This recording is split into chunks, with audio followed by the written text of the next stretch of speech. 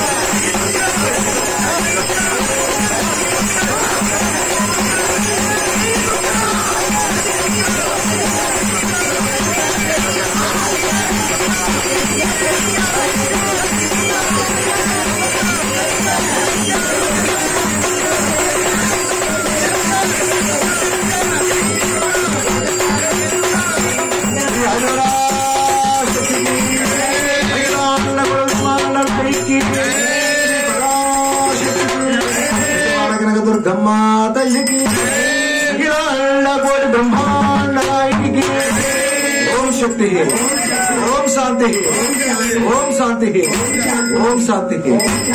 మా అందరి మీద బంగారం చల్లండమ్మా గబుగా. అలాగే ఈ యొక్క అమ్మవారి నామానికి ముగ్గురు అమ్మలు కదిలి వచ్చారు. ఇక్కడ ముగ్గురు అమ్మలు పెట్టాం మనం. ముగ్గురు అమ్మలు కూడా ఇక్కడ కదిలి వచ్చి మనందరినీ కూడా ఆశీర్వదిస్తున్నారు కనుక అందరూ కూడా అమ్మవారి యొక్క ఆశీస్సులు తీసుకుందాం. ఓం శ్రీ ఆదిపరాశక్తికి. మరి ఎంతో మంది మహాత్ములను దర్శించినటువంటి మన శ్రీ నాన్నసాయి గారి రోజు సత్సంగానికి రావడం. పిఠాపురం పక్కనే ఉంటుంది. మనం ఎప్పుడూ పెద్దగా పిఠాపురం ఊరు పేరైతే విన్నాం కదా, ఆ ఊర్లో ఉన్నటువంటి 5 పుణ్యక్షేత్రాల గురించి ఈ రోజు తెలుసుకున్నాం.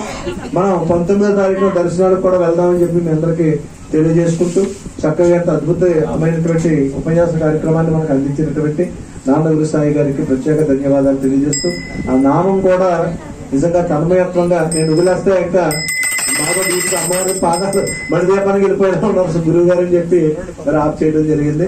శ్రీ ఆదిపరాశక్తికి అఖిలాండ బ్రహ్మాండ మొప్పవరం సత్సంగ అధినేతలు శ్రీ మేడపాటి సూర్యనారాయణ రెడ్డి గారు, శ్రీమతి శివనా దంపతులు ఈ రోజు శివనమాత గారి పుట్టినరోజు సందర్భంగా పొలమూరు సత్సంగానికి వచ్చి ఎంతో భక్తి శ్రద్ధలతో అమ్మవారికి అనేక పుష్పమాలతో నైవేద్యాలతో అమ్మవారి యొక్క పూజా కార్యక్రమం చేస్తున్నారు. అలాగే వారి కుమారుడు చిరంజీవి రాజశేఖర్ రెడ్డి, వారి కుమార్తె చిరంజీవి విజయ అన్నపూర్ణ వీరందరినీ కూడా కుటుంబ సభ్యులందరూ ఇచ్చేసి ఎంతో భక్తి శ్రద్ధలతో అమ్మవారి నుంచి కూడా సత్సంగ అధినేతల్ని భక్తుల్ని కూడా రోజు తీసుకురావడం జరిగింది. ఈ కార్యక్రమానికి ఇచ్చేసినటువంటి భక్తులను ఈ రోజు పూజా కార్యక్రమాలు పుట్టినరోజు సందర్భంగా ఎంత ఘనంగా చేసుకున్నటువంటి 17-11-1995 పెట్టారు. 17-11-1995 రెండో ఒకటేనండి. మాది అది 96 మాకంటే